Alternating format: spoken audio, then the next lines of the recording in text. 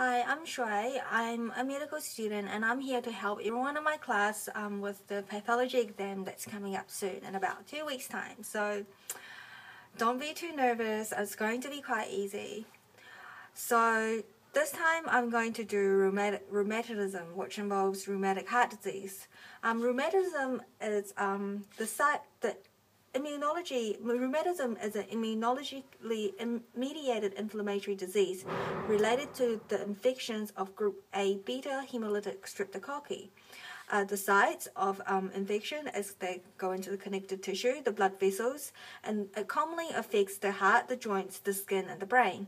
The features of rheumatism, it's got F-cos body formation, and clinically it only affects like 5 to 15-year-olds with rheumatic fever and rheumatic heart disease.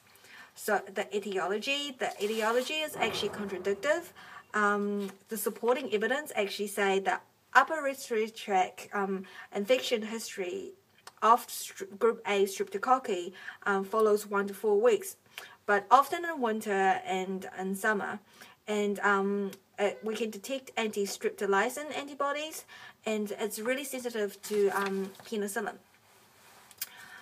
But the opposite evidence that actually say this, that when in the lesions, there's actually no group A streptococcal, and there's only 3% of these patients actually develop acute rheumatic fever. So how does that happen? Well, now we know that it could be AG-AB cross-reaction, which C, Ag glycoprotein in the heart valves and the joints, and M, Ag protein in the smooth muscle cells of myocardium and blood vessels.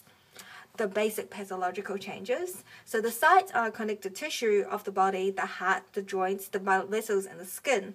The basic lesions involve ulcerative and exudative phase, which involves 1 month. The site of these are heart, the seroa, the joints, the skin, and the brain. And 2, the lesions, stroma, myocardial degeneration, fibronode necrosis. The proliferation stage, as this is when the Askov body formation. The size of these bodies actually forms in the subendocardium, the subcutaneous tissue, the subpericardium, the joints and vessels, but this is actually less. Under the microscope, the Askov bodies, the center of the Askov bodies is fibronode necrosis. So remember that the center is fibronode necrosis. The nearby of the Askov body is lymphocytes, monocytes, and fibroblasts. And the origin of these cells is mono and macrophages. So now we come to the healing phase, which is lasts about 4 to 6 months. The new grown lesions actually overlap, and the progressive hyalinization and fibrosis causes non-specific scarring.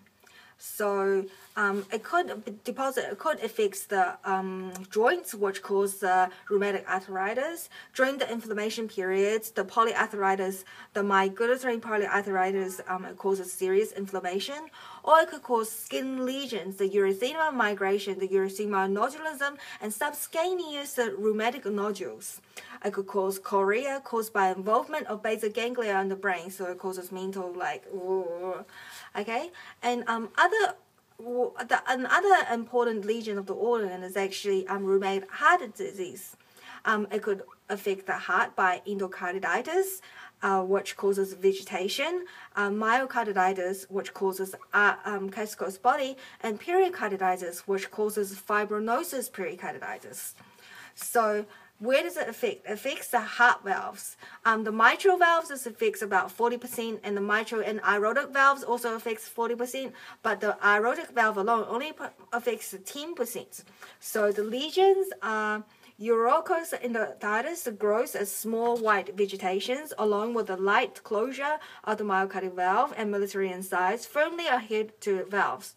So under the light microscope, there are pale thrombosis. So I've got a specimen showing the rheumatic endocarditis that's affecting the heart valves. There's small vegetations, the small white vegetations along the line of the closure of the mitral valve and the military, and they are small in size.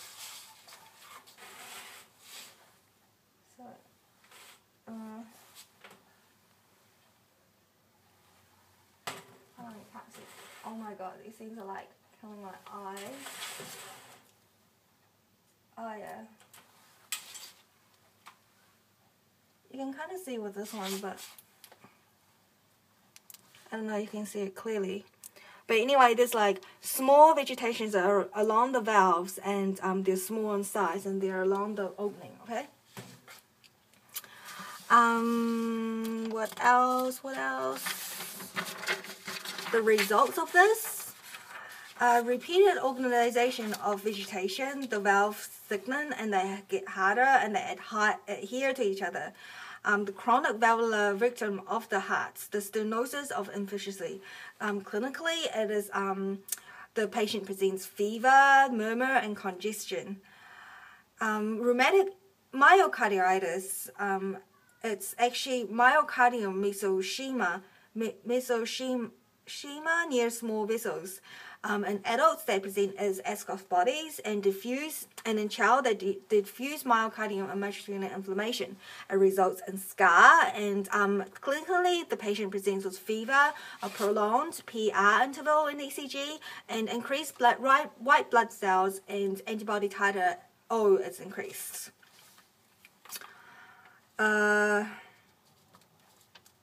Okay, so this is infective endocarditis. Actually, I just showed you that one wrong. Like, the other one is, this one is infective endocarditis. The infective endocarditis is characterized by invasion of the heart valves by microbiotic agent accompanied with vegetation formation. The pathogens of that is streptococcal, the fungi, and viruses. So what just then I showed you the wrong one. This one. Yeah, this is the wrong one. This is actually a specimen for this one. So the infective vegetations is actually bulky. So this one is actually bulky, whereas the rheumatic effects of the heart valves is actually, the vegetations are smaller. And these compose of thrombi and organisms, whereas the other one does not contain strep A hemolytic organism. And the favorite sites at mitral is aortic valves, which is like the same. And grossly, they're different in size, large, the single and groups of febrile, great white irregular masses that can extend into the corona. The ulceration and proliferation might occur, and it may fall off easily, therefore get into the blood system and affecting other organs of the body. Okay, I think this is all we have to know for this part. This is actually quite intense. I don't know, like, if all this information is going to be there. There's about 5 more pages in here which I haven't really, like, verbally vomited out. So, this part actually depends on you. Like, how much you want to study, how much you don't. But good luck for the exams, and all the best.